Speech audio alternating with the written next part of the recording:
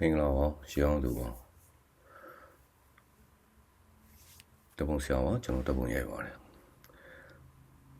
တပုံလေးအကြောင်းပြန်ပြောမယ်ဆိုပြီးတော့အတန်သွင်းတဲ့ဟာခဏရှိနေပြီဂတိပဲတွင်းလိုက်ဖြတ်လိုက်တွင်းလိုက်နေပဲဖြစ်နေတာများနေတယ်ပေါ့နော်ကိုယ့်ကိုပြန်မချိုက်နိုင်နေတဲ့အတန်တွေလည်းဖြစ်နေတယ်ပြီးတော့ခါကျရင်ပြောရင်းနဲ့ပဲမပြောချင်တော့ဘူးကွာဆိုပြီးတော့ဖြစ်နေတဲ့ဟာမျိုးတွေလည်းအဲ့လိုမျိုးစတိုက်ဖြစ်တယ်ပေါ့တချို့ပုံတွေကပြန်ပြောရတာတပုံတွေက memory တွေလို့ခေါ်ရင်အဲ့ memory တွေကိုပြန်လှန်ရတာမျိုးပေါ့လေရှင်တွေကတပုံရိုက်တဲ့ချိန်မှာတွေကတပုံတွေမှာအနမ်းတွေရှိတယ်အတန်တွေရှိတယ်ရတာတွေရှိတယ်ခံစားမှုတွေရှိတယ်ပူလောင်မှုတွေရှိတယ်အေးမြောင်မှုတွေရှိတယ်ဒီတွေကချစ်ချင်းတွေရှိတယ်ဒါတွေကိုခံစားပြီးတော့ရိုက်တယ်ဆိုတဲ့ဟာမျိုးပဲအလေးချင်းလုပ်ခဲ့တဲ့ဟာတွေကအခုချိန်မှာပြန်ပြီးတော့စိတ်ဒုက္ခပဲပြန်ပေးနေတယ်လို့စိတ်တန်ရာတွေကိုပဲပြန်ဖော်နေတယ်လို့ပို့ပြီးတော့စိတ်ထဲမှာမုန်းချက်မှုတွေကိုပဲပြန်လာနေတဲ့ပုံစံမျိုးကြီးဖြစ်တော့တယ်ဒီလေးနှစ်အတွင်းတော့အဆင်မပြေပါဘူးအဓိကတော့စိတ်တွေအဆင်မပြေကြဘူးနော်လူတိုင်းလည်းဖြစ်မှာပါလူတိုင်းပဲဖြစ်မှာပါကျွန်တော်တို့မြန်မာနိုင်ငံသားလို့ခံယူရတဲ့လူတိုင်းကလည်းဒီပြဿနာရှိနေမယ်လို့ကျွန်တော်ထင်ပါတယ်မြန်မာနိုင်ငံသားလို့ဖြစ်နေတဲ့လူတွေမြန်မာနိုင်ငံရေးကိုစိတ်ဝင်စားတဲ့လူတွေမြန်မာနိုင်ငံရေးကိုလေးပေးတဲ့လူတွေပေါ့နော်အဲ့ဒီလူတွေမှာတော့စိတ်တန်ရာကတော့ဒီလေးနှစ်တာကာလကတော်တော်ကြီးကိုရကြမယ်လို့တော့ထင်ပါတယ်အဲ့လိုပဲပို့ပြီးတော့တယောက်နဲ့တယောက်အနေနဲ့များတော့ကွဲရင်ကွဲမှာပေါ့ဒီစိတ်တန်ရာတွေကအများကြီးရှိတာ哦ကျွန်တော်ပုံလေးအကြောင်းတွေပြန်ပြောမယ်ဆိုပြီးတော့ပြီးစုပ်တွေလုပ်တဲ့ချိန်မှာတချို့ပုံလေးအကြောင်းတွေအများကြီးပြောဖြစ်တယ်တချို့ပုံလေးအကြောင်းဆိုရင်စားလို့တော့မရဘူးစားလို့တော့မရတဲ့အားမျိုးတွေဖြစ်တယ်ဘာလို့အထူးသဖြင့်ဒီ၄နှစ်အတွင်းမှာရိုက်ထားတဲ့ပုံတွေကိုပြန်ပြောတဲ့ချိန်မှာအခက်အခဲတွေအများကြီးဖြစ်တယ်ပေါ့နော်ဘာလို့လဲဆိုတော့ဒီထဲမှာခင်တဲ့လူတွေတီကျွမ်းခဲ့တဲ့လူတွေပြီးတော့ကိုမြင်တွေ့ခဲ့တဲ့ချိန်မှာမြင်တွေ့ခဲ့ရတဲ့မြင်ကွင်းတွေပေါ့နော်ဒါတွေကအမြဲတမ်းပြန်ပြီးတော့ကံပဲဖြစ်တော့တချို့ပုံတွေဆိုရင်ပြန်ပြောရတာခက်ပါတယ်တော်တော်လေးလည်းခက်ပါတယ်အဲကြောင့်အခုပုံတွေကိုတွင်းလိုက်အတန်တွင်းလိုက်ပြီးတော့ရက်ထားလိုက်ပြီးတော့အတန်ပြန်တွင်းလိုက်ပြီးမကြိုက်လို့ဆိုပြီးပြန်ဖြတ်လိုက်နေအဲ့လိုမျိုးဖြစ်နေတာကြာပါအရင်ကြာပါဒါပေမဲ့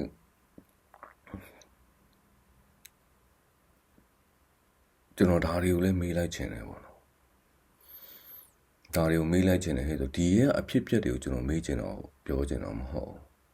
ကျွန်တော်ရှေ့ဆက်သွားချင်တဲ့ energy တွေကိုပဲကျွန်တော်လိုချင်တာပါ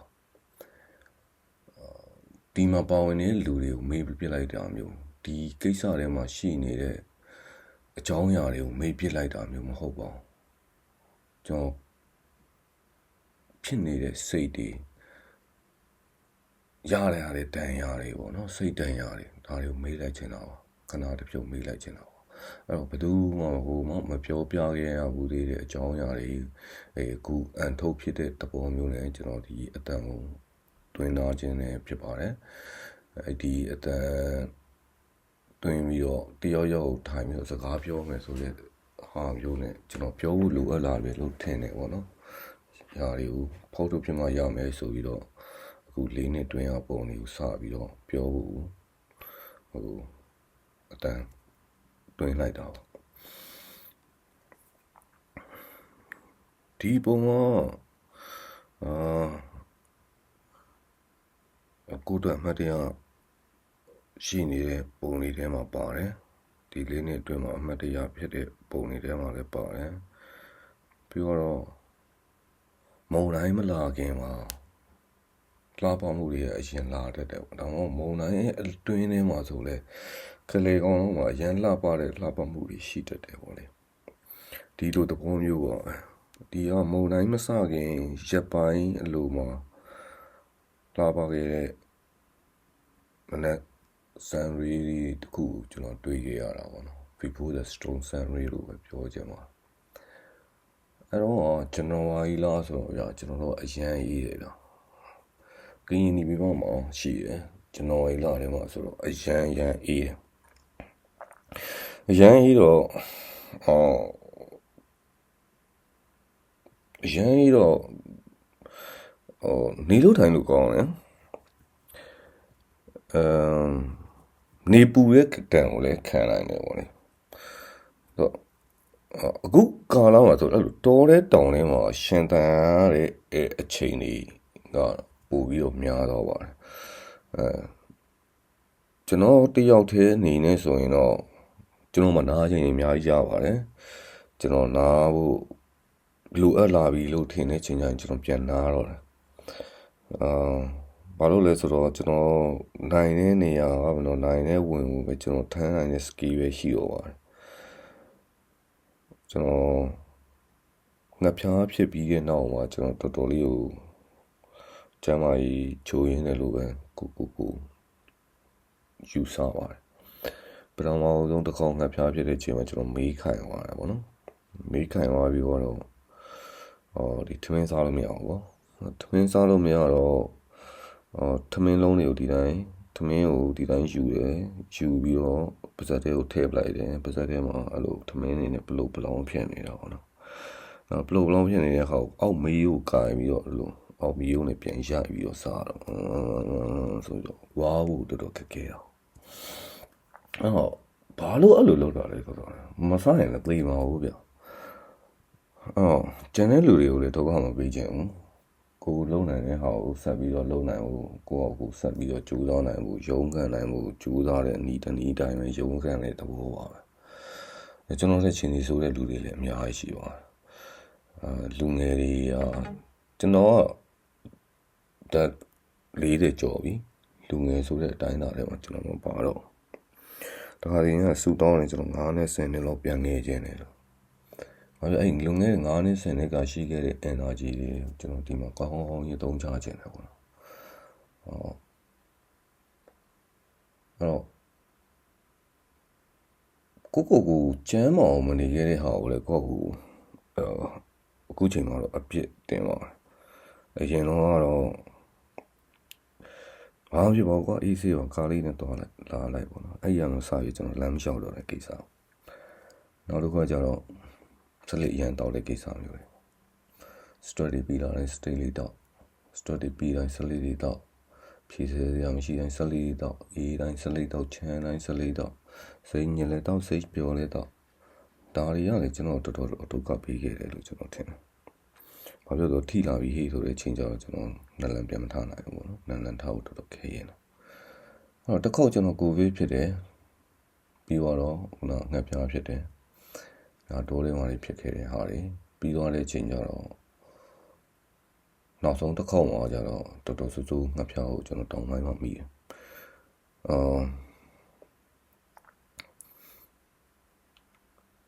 ဆိုလိုချင်တာကကိုရဲ့ limit ကိုတီးတယ်ဆိုတဲ့ဟာညာလုံးမမရတာဗျာကိုလုံးနေတဲ့ဟာကိုတီးဆုံးပေါ့နော်ကျန်တဲ့လူတွေတော့အမားမခံနိုင်ဘူးလားပြောရင်ကျွန်တော်အမားမခံနိုင်တော့အဲ့ဒါကျွန်တော်ရဲ့ပြဿနာဖြစ်သွားတယ်ကျန်တဲ့လူတွေကဟာရောင်အေးဆေးပါဒီလောက်ကတော့ပါလေးပဲပုတ်လို့ရတယ်ဆိုမှန်ပါတယ်အဲ့လိုမျိုးတကယ်ကိုပင်မစွာနဲ့တကယ်ခက်ခဲတဲ့ချိန်မှာတော့မရရအောင်ကြော်ဖြတ်နေတဲ့လူတွေအများကြီးကိုကျွန်တော်မြင်ရအားကြတယ်ဗျအားလည်းရပါတယ်သူတို့ရှိရတော့အင်အားတွေလည်းကျွန်တော်ပြန်ရဘလို့နည်းနဲ့မဆိုကျွန်တော်တို့ဖြတ်တန်းနေတဲ့လူငယ်တွေအများကြီးမြင်တွေ့ရတဲ့အချိန်မှာကျွန်တော်သူတို့ရဲ့အားတွေကိုပဲယူပြီးတော့ဆက်ရှောက်နိုင်မှုကျွန်တော်ကြိုးစားရတာပါပဲ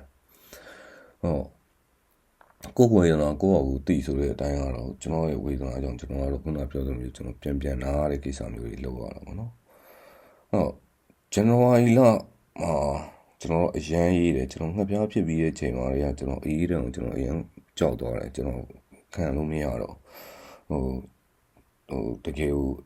အေးတယ်ဟေးဆိုတဲ့ဟာကြီးကတကယ်အေးတော့နေပူတဲ့ချိန်မှာဆိုရင်တော့ ဒီအေးနေတဲ့လေလေးနဲ့နေပူလေးနဲ့နေပူစားလုံလို့လည်းအရန်ကောင်းတာပေါ့လေညပိုင်းနေဆိုရင်တော့တော်တော်ဆူဆူဝါကိစ္စလေးပေါ့လေတော်တော်ဆူဝါပြင်ပန်းတဲ့ကိစ္စလေးတို့ဟာမျိုးပါပဲတော့ဒီမှာတွားလာလှုပ်ရှားနေတဲ့အချိန်တွေမှာဆိုရင်ခုနပြောသလိုပဲကျွန်တော်အားယူရတဲ့လူတွေအများကြီးရှိတယ်အဲ့လိုအထူးသဖြင့်ပေါ့နော်အဓိကအပြင်ဒီလူငယ်တွေရဲ့ပါပဲလူငယ်တွေရဲ့ energy တွေကိုမြင်တာကျွန်တော်မငြီးရဲဘူးလူငယ်တွေရဲ့ပင်ပန်းမှုတွေကိုမြင်တိုင်းကျွန်တော်မငြီးရဲဘူးလူငယ်တွေကြိုးစားနေတာတွေမြင်တိုင်းလည်းကျွန်တော်မငြီးရဲဘူးလူငယ်တွေတိတ်ဆုံးနေတာတွေမြင်တိုင်းကျွန်တော်မငြီးရဲခဲ့ဘူးဘာဖြစ်လို့ကိုမငြီးရဲတာငါဒီတက်ပို့ပြီးတော့လုံနိုင်အောင်မယ်ငါဒီတက်ပို့ပြီးတော့လုံမရမယ်ငါဒီတက်ပို့ပြီးတော့စွမ်းဆောင်ရည်ရှိတယ်လို့လည်းကိုထင်လာမိတဲ့အတွက်အဲ့လိုမျိုးလူငယ်တွေကြည့်ပြန်အားယူခဲ့ပြီးတော့ပြန်လုပ်ခဲ့ရတဲ့ဟာတွေပေါ့အခုလိုပြောနေတဲ့ဟာတွေကတောင်းစင်ကြီးများတွေတော့ဖြစ်ကောင်းဖြစ်နေလိမ့်မယ်ဒါပေမဲ့ကျွန်တော်ဒါတွေကြောင့်ဖောက်ထုတ်ပြင်းမှရမယ့်ຢာတွေဆိုကျွန်တော်ဖောက်ထုတ်ခြင်းတယ်ကျွန်တော်ဒီຢာကြီးကိုရှေ့ဆက်ပြီးတော့တွားဖို့အတွက်ကနောက်ထပ်သော energy တွေကျွန်တော်လိုတယ်အဲ့ဒီတော့ကျွန်တော်အရင်ကခံစားခဲ့ရတဲ့ဟာတွေဒါတွေကိုကျွန်တော်လောလောဆယ်မှာဘယ်သူမှမပြောပြခဲ့တဲ့အကြောင်းအရာတွေဒါတွေကိုလောလောဆယ်မှာတယောက်ယောက်ကိုပြောတယ်ဆိုတဲ့ပုံစံမျိုးနဲ့ကျွန်တော်ခဏတစ်ဖြုတ်ရှိနေတဲ့တပ်ပြင်းတွေကိုအပြင်ကိုထုတ်လိုက်တဲ့သဘောပေါ့ဒီကိစ္စတွေကိုကျွန်တော်မေ့ပြစ်သွားမယ့်ဟာတော့မဟုတ်ပါဘူးသို့တော့ကျွန်တော်တို့တပ်ပြင်းတော်မှာပဲမချရတာတော်တော်ကြာခဲ့ကြပါပြီဟောတပ်ပြင်းရှည်ချလိုက်တဲ့သဘောပါပဲဒီပုံရိုက်တော့ခုနပြောသူဆောင်းနေမနှခင်လေးပေါ့နော်လောက before the storm ဆိုတဲ့အတိုင်းပဲတကယ်ကိုမုန်တိုင်းတွေမလာခင်မှာနှခင်ပွင့်တဲ့နေအောင်ကြီးကိုကျွန်တော်မြင်ခဲ့ရတဲ့လာပါတဲ့နေလေးတည်းရဖြစ်ခဲ့တယ်ကျွန်တော်တို့စေးဖွဲနဲ့ကျွန်တော်ပုံမှန်အပြင်လိုက်လေးရှိတယ်စေးဖွဲနဲ့လိုက်တယ်စေးဖွဲတွေကိုကူညီတယ်စေးဖွဲတွေကိုသူတို့ရဲ့လူသားဆန်မှုတွေသူတို့ရဲ့ရဲဘော်ရဲဘက်ပေါ်ထားတဲ့စိတ်တွေ no one left behind ဆိုတဲ့စိတ်လိုဟာမျိုးတွေပေါ့နော်ဒီတော့သူတို့မရရအောင်ကဲတင်နေဆိုတဲ့စိတ်တွေနဲ့ဒါတွေလုပ်တဲ့ဟာမျိုးတွေကိုကျွန်တော်မှတ်တမ်းတင်ခြင်းတဲ့အတွက်သူတို့နဲ့လိုက်လေးရှိပါတယ်အဲ့နေ့ကလည်းကျွန်တော်တို့ခီးစဉ်ကတတ်မှတ်ထားတဲ့နေရာတနေရာဒါပေမဲ့လမ်းမှာဖြတ်သွားရင်တလန်းနဲ့တော့ပွဲကားမဲ့တနေရာရောက်တယ်ပေါ့လေပွဲကားမဲ့တနေရာရောက်တော့ပွဲကားမဲ့နေရာကလူတွေကအဲ့လိုဒီနေ့မနေ့ပြန်ပွဲကားတွေရှိတယ်အဲ့ဒီတော့သူတို့တွေပြင်ဆင်နေကြပြီမနေ့ပြန်မနေ့အစောကြီးပွဲစားကားကြရအောင်မယ်အဲ့တော့ITမှာ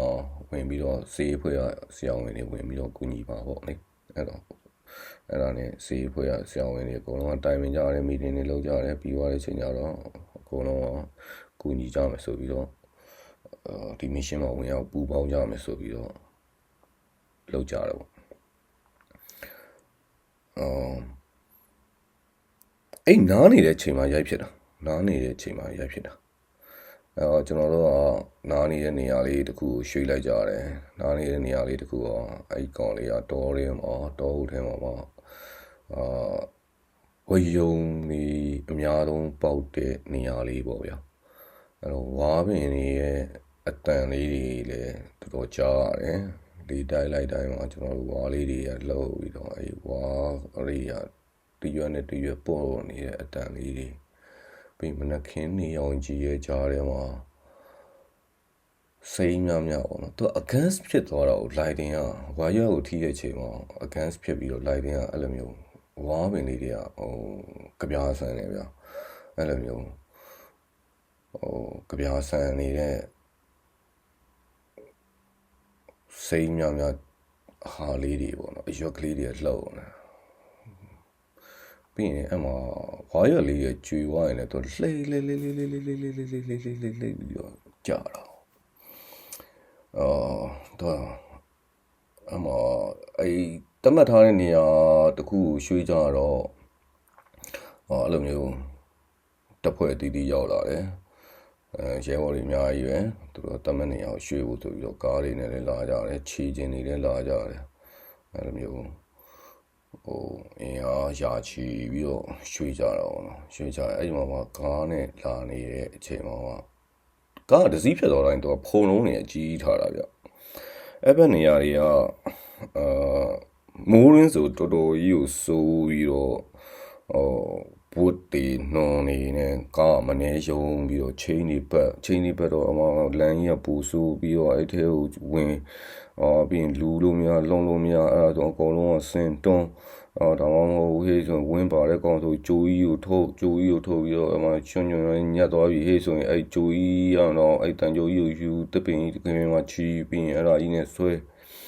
တကယ် off road ကိုနော်ငိုလည်းကျွန်တော်လည်း off road ကြိုက်တဲ့ကောင်ဆိုတော့ off road ကိုကျွန်တော်ရေးလဲ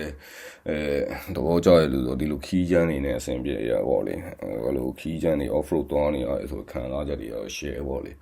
ဒါပေမဲ့တကယ်တမ်းတော့နှိမ့်လူက off road ဆိုတော့လည်းနည်းနည်းတော့လူကလက်တော့ဗျာအခုခါဒီလေးနှစ်မှာဆိုကျွန်တော်ခါရလည်းပူဆိုးလာတယ်ပေါ့လေအဲ့လိုမျိုးလမ်းနေဗျဒါပေမဲ့နွေရာသီကူတို့အဲ့လိုဆောင်းရာသီတို့ဘာလို့မှဆိုရင်သူတို့ကလမ်းလေးတွေကပြေးပြည့်တယ်ဒါပေမဲ့အဲ့လိုမလေးမြောက်ဖြူကြီးဖြစ်သွားတာပဲဖုံနေထတာအသေးထကားတွေဖြစ်သွားပြီဆိုဖုံနေထဒါပေမဲ့အဲ့ခါပဲသူကတဘာဝကိုသူကလည်းသူလှတာဗျအဲ့ဖုံနေထသွားတဲ့အချိန်မှာဗျအဲ့လိုမျိုးဝါတော်ကြီးရမလို့အပေါ်ကမလို့ကြာနေတဲ့ lighting တွေအဲ့ရမလို့လင်းတန်း really တွေအဲ့ဖုံလေးတွေမှာတော့ကနေလို့မျိုးဖုံလေးတွေကအလင်းရောင်လေးလက်နဲ့အဲ့လိုမျိုးတော့ကနေလို့မျိုးကအဲ့ဒါကြီးမြင်နေရတာကြီးကျွန်တော်တို့လုံးဝနေဗန်ပဲဗျာအဲ့ဒါကြီးကြည်နေတာအဲ့ဒါကြီးကြည်လုံးဝအဲ့လိုမျိုး feel တက်အောင်အဲ့လိုကျွန်တော်လမ်းလျှောက်ဟိုဘက်လျှောက်သွားလိုက်အဲ့ဒါလေးလျှောက်ကြည့်လိုက်ဒီဘက်လျှောက်သွားလိုက်အဲ့ဒါလေးလိုက်ကြည့်လိုက်ပြီးတော့ရင်းမှာအော်နေတဲ့အကောင်လေးရဲ့အတန်လေးနားထောင်လိုက်ပြီးရင်ထိုင်ပြီးစလစ်ကြီးထိုင်တော့ပြီးတော့အဲ့ဒါထိုင်ပြီးတော့အဲ့ကြပြားတဖို့ခုတောင်းဝင်ကိုဖက်ခဲ့ဦးတဲ့စားတူစားပြီးတဲ့အကြောင်းအရာတစ်ခုပြန်စဉ်းစားလိုက်ကျွန်တော်တို့ဒီရိုးရပကြီးတွေဆိုရင်လည်းဘာနဲ့တွားတူလဲကျွန်တော်ရှေ့တိုင်းရတယ်အဲ့ဒီတရုတ်ရဲ့နိုင်စီးပကြီးတွေဘာညာကိုရဲ့အကွက်တွေကိုကျွန်တော်အမှသူ့ရဲ့ဝါမင်းကြီးနဲ့ပြန်ပြီးတော့စဉ်းစားလိုက်စိတ်ကူးရင်လို့လည်းကောင်းလို့မျိုးအဲ့ဒီအချိန်မှာမောပန်းနေတဲ့အရာတွေတညာလုံးရောတနေ့ကုန်ရောတမနလုံးစီးလာတဲ့ကားတန်တွေကိုလည်းခဏလေးထိုင်ပြီးတော့ညောင်းညာဖြည့်စလေးလေးတောက်ပြီးတော့အဲ့လိုစဉ်းစားတာပေါ့နော်အဲ့လို break ခဏလေးယူတဲ့အချိန်မှာကို break ယူတဲ့အလေးချိန်ကိုကျွန်တော်အဲ့ဒီနောက်ပိုင်းမှာအများကြီးပြန်လုပ်လာတာပေါ့နော်အဲ့ကိစ္စကလည်းနောက်မှပြောပါအောင်အဲ့လိုမျိုးကျွန်တော်လုံနေတန်းနဲ့ပဲ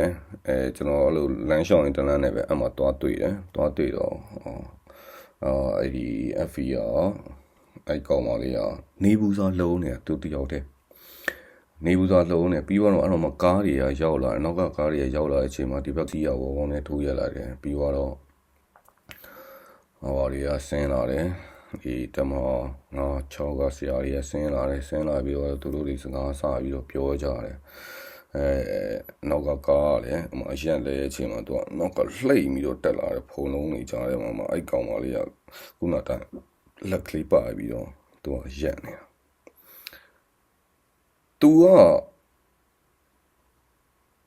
သူကလည်း CDM ပဲသူနာပြု CDM ရန်ကုန်ဈေးရုံကြီးမှာရန်ကုန်သူနာပြုတက္ကသိုလ် sorry ရန်ကုန်သူနာပြုတက္ကသိုလ်မှာသူက CDM လုပ်ပြီးတော့ဒီလူတွေကိုကုသပေးဖို့ဆိုပြီးတော့သူလိုက်ပြီးတော့ဈေးအဖွဲ့အနေနဲ့လိုက်ပါနေတဲ့ကောင်းပါလေးပေါ့ဒါကတော့ကျွန်တော်နောက်မှသိရတာအဲ့ဒီကြားထဲမှာသူဒီဝါရောဒီကြားထဲမှာရက်နေတဲ့ဟာကိုကျွန်တော်ကြည့်နေတန်းနဲ့ရုပ်တရက်ကြီးလို့ကားတွေပါတွေဖြတ်ဝင်ချလာပြီးတော့အဲ့လိုဖုံလုံးတွေဖြစ်သွားတဲ့အချိန်မှာ okay ဆိုပြီးတော့ကျွန်တော်ကင်မရာကိုထုတ်ပြီးတော့ကျွန်တော်ရိုက် ဆရာတယောက်ကစလိတ်တောက်လိုက်တဲ့အချိန်မှာသူကမီကိုအပြာကြီးဖြစ်သွားတဲ့ဟာကြီးကိုကျွန်တော်ပို့ကြပြီးတော့အဲ့နမှာနေကျွန်တော် frame ကမရှိဘူးခေဆိုရင်တော့ကျွန်တော်အနည်းဆုံး8910ရ10ပုံတော့ရှိမှထင်တယ်ကျွန်တော်စိတ်တယ်အဲ့လိုတော့ကျွန်တော်လိုက်ရိုက်လိုက်တယ်ပေါ့နော်အဲ့ဒီမှာကျွန်တော်ကြိုက်တယ်ဒီလိုမီကိုငွေတွေနဲ့ပြီးတော့ယောက်ျားတွေအများကြီးကြားတယ်မှာယောက်ျားမင်းကလေးဆိုတဲ့ဟာမျိုးတွေကကျွန်တော်တို့ဒီကာလမှာအရန်ပျောက်သွားတယ်ဗျာကြားမှာဂျန်နာ issue တွေပေါ့နော်အဲ့ဒါတွေကအရန်ပျောက်သွားတယ်ရဲဘော်ရဲပဲတွေးတော့ရဲဘော်တွေတွေးတော့ညီကိုတွေလို့ဟာမျိုးတွေပဲကျွန်တော်တို့ရှိမှပို့ပြီးတော့များတာပေါ့လေအဲ့တော့အဲ့ဒီမှာအကုန်လုံးကြားတဲ့မှာရှင်မောင်တန်းနေတဲ့ဒီစီးဖွဲ့အကောင်မလေးတယောက်ကျွန်တော်ရိုက်လိုက်ရတယ်ဆိုတဲ့ဟာမျိုးကိုကျွန်တော်ခံစားလိုက်ရတယ်ပြီးတော့ခုနပြောလိုမျိုးပဲသူက sunray တွေနဲ့တော့ deep forest ထဲမှာပွင့်နေတဲ့နေအောင်ကြီးထိပြီးတော့ပွင့်နေတဲ့အဲ့လိုကြာပွင့်တပွင့်လိုဟာမျိုးတော်ရိုင်းပန်းပွင့်တပွင့်လိုဟာမျိုးအဲ့လိုမျိုးကျွန်တော် feeling ရလိုက်ဘာလို့လဲကျွန်တော်စောစောကအဲ့လိုမျိုးကျွန်တော်ရက်နေတဲ့နေရာမှာကျွန်တော်အဲ့လိုမျိုးကျွန်တော်နားကြတဲ့ချိန်မှာကျွန်တော်အဲ့ဒီမျိုးရှော့ပြီးတော့ပတ်ကြည့်နေတဲ့ဟာမျိုးတွေပေါ့နော်အဲ့မှာလေလေးပြားလေးတစ်ကောင်တွေ့တယ်လေးပြားလေးတစ်ကောင်ကျွန်တော်လာနာတာရှိတယ်ပြီးတော့ပန်းမွင်နေကျွန်တော်တွေ့တာတွေရှိတယ်ပြီးရင်အဲ့လိုစိမ့်ညနေတဲ့တရွက်တွေကြားထဲမှာကျွေးလင်းလာတဲ့ဟာမျိုးတွေကျွန်တော်တွေ့တာရှိတယ်ဗျအဲ့ဒီမနဲ့ကြီးရမ်းအောင်ကျွန်တော်တော်ကြပြားဆန်းတယ်ပြီးတော့ကျွန်တော်တွေးခဲ့တဲ့ပုံနဲ့ဒီရိုက်ဖြစ်ခဲ့တဲ့ပုံကလည်းအဲ့တိုင်းဒီတောတောင်လေးကြားထဲမှာနေအောင်ကြီးထိပြီးတော့ပန်းတစ်ခုပွင့်နေတဲ့ပုံစံမျိုးကျွန်တော်ခံစားလိုက်ရတယ်ပေါ့နော်အဲ့ဒီအတွက်ဒီပုံကျွန်တော်ရိုက်ဖြစ်လိုက်တယ်ပေါ့နော်ဘာလို့ before the storm လို့ကျွန်တော် before the storm ပေါ့နော်အဲ့လိုပြောပြလိုက်လဲဆိုတော့ဒီပုံရိုက်ပြီးနောက်နေမှာကျွန်တော်တို့တိုက်ပွဲဖြစ်ကြတယ် scanning တိုက်ပွဲကိုလုပ်ကြတယ်ပေါ်ဆောင်ကြတယ် mission တစ်ခုအကြီးအကျယ်ကကြတယ်ပေါ့နော်မနက်4နာရီမဟုတ်ဘူးကျွန်တော်ည2နာရီလောက်ထဲကလာအယောင်ကိုယူပြီးတော့ကျွန်တော်တို့အဲ့စကန်ရှိတဲ့နေရာကိုတွားကြတယ်လိုက်ပြီးတော့ကတ်တယ်အဲ့တော့တောက်လျှောက်ကျွန်တော်လိုက်ပြီးတော့မှတ်တမ်းလိုက်ရိုက်ဖြစ်တယ်ည2နာရီလောက်ထဲကလာရောင်ကြီးလာကြီးအောင်ကျွန်တော်ရှောက်သွားတယ်အဲ့ရောက်ကျွန်တော်တို့ရိုက်ဖြစ်တယ်အဲ့တော့ကျွန်တော်လိုက်ရိုက်ဖြစ်တယ်ပြီးတော့နောက်နေ့ကျတော့အချင်းချင်းပဲပြောရင်တိုက်ပွဲကြီးကျယ်ဖြစ်တယ်အဲ့လိုပဲဒီကတန်ရတဲ့လူတွေကအများကြီးကျွန်တော်ကောင်းပုံပါတွေဘေးနားမှာတွေကွဲနေတဲ့ဟာတွေကောင်းပုံပါတွေကြီးတွေဖြန့်နေတဲ့ဟာရတယ်ဒါတွေအများကြီးနဲ့တကယ် strong တစ်ခုပေါ့နော်တကယ်မုံတိုင်းတစ်ခုတည်းကိုမဝင်ခင်ပါပြန်ပုံတွေကိုပြန်ကြည့်လိုက်တိုင်းဒီ series တွေကိုပြန်ကြည့်လိုက်တိုင်းဒီအဲ့ရက်ပိုင်းက series တစ်ခုပေါ့နော်အဲ့ကျွန်တော်ရိုက်ခဲ့တဲ့ series ကိုပြန်ကြည့်လိုက်တိုင်းမှာကျွန်တော် series တွေရောက်ပုံနေတယ်မှာဆိုရင်တော့ okay ဒီပုံကတကယ်ကို before the stroke ဖြစ်နေတဲ့ sunray လေးတွေပေါ့လေအဲ့တော့ခံစားမိတဲ့အတွက်အဲ့တော့အဲ့နာမည်လေးပေးဖြစ်တာပေါ့ဒီမှာပါဝင်နေတဲ့လူတွေအပြင်ကိုကျွန်တော်နိုင်ငံမှာနေရာတည်တည်မှာအဲ့လိုလူငယ်တွေအများကြီးပါဝင်နေဗျတကယ်ကိုအများတရားလူငယ်တွေအများကြီးပါဝင်ကြတယ်လူမှန်တွေစိတ်သက်မှန်တဲ့လူတွေအများကြီးရှိပါတယ်စိတ်ညစ်စရာကောင်းတဲ့ကိစ္စတွေလည်းမရှိဘူးလို့ကျွန်တော်မပြောပါဘူးရှိပါတယ်စိတ်ညစ်စရာကောင်းသောကိစ္စတွေလည်းအများကြီးပဲရှိပါတယ်ဒါပေမဲ့တကယ်ကိုယူသားတဲ့လူတွေလည်းအများကြီးရှိသလိုတကယ်ကိုမှန်မှန်ကန်ကန်လှုပ်ဆောင်နေကြတဲ့လူတွေလည်းအများကြီးရှိပါတယ်ဒီဟာကကျွန်တော်တို့နိုင်ငံကကျွန်တော်မုံတိုင်းနေကြတဲ့မှာဆက်ပြီးတော့ချီတက်နေရတဲ့နိုင်ငံတစ်ခုပါမျိုးစုံသောမုံတိုင်းတွေကျွန်တော်တို့ကခံရပါတယ်နိုင်ငံတကာဖြစ်စေဘေးအိမ်နီးချင်းနိုင်ငံတွေကဖြစ်စေ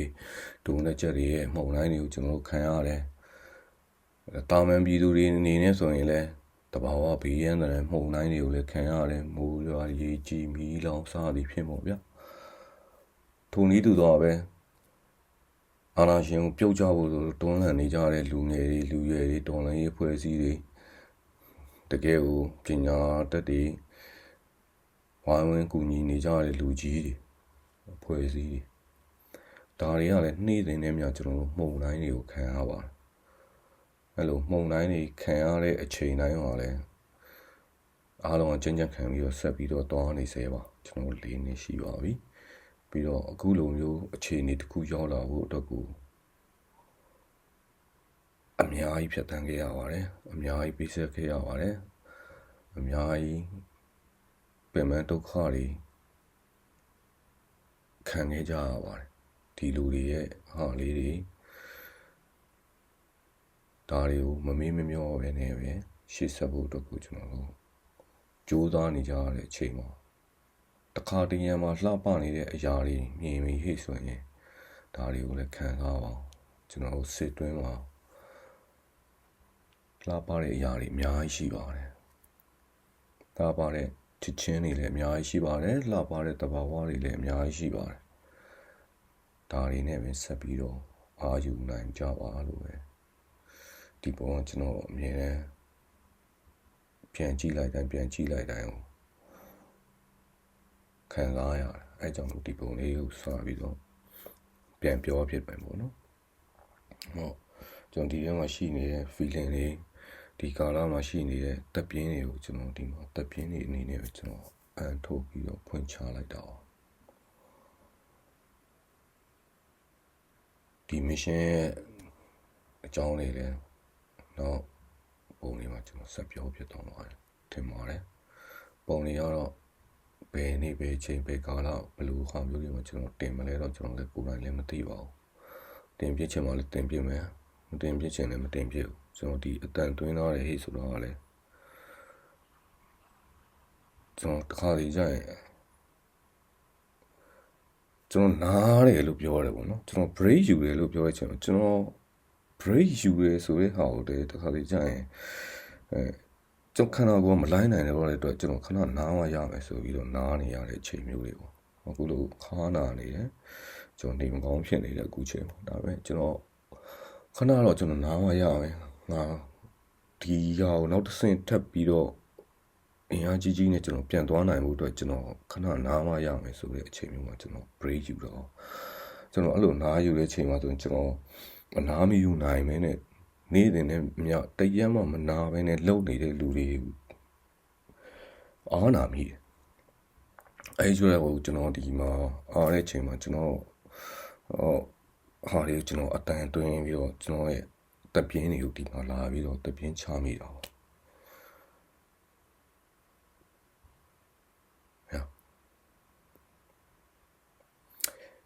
ရောင်းလို့ပါကျွန်တော်တော့ပုံစီအောင်ကျွန်တော်တော့ပုံရိုက်ပါကျွန်တော်တပုံရိုက်ပါတယ်စုတိုင်းငွေပွဲတောင်တန်းကြီးရဲ့ပင်သက်ရှိုက်တန်းတချို့စဝိုင်းတစ်ချမ်းပဲလာမင်းအမေးနဲ့ဖွေးလက်တဲ့အလားတစ်မျိုးခန်းစားသည်နဲ့ငါကြားမိရဲ့ညီတွားတည်တဲ့ချို့မြေကိုင်းတွေဟာအထွေးတွေမွားကြည့်မဲညို့ကြည်စံကုန်တွေသွေးနှံဆွဲနေသလုံးနိုင်ရန်ပေါ်မှာတည်ရွက်ရှိစေမို့နိုင်ငံ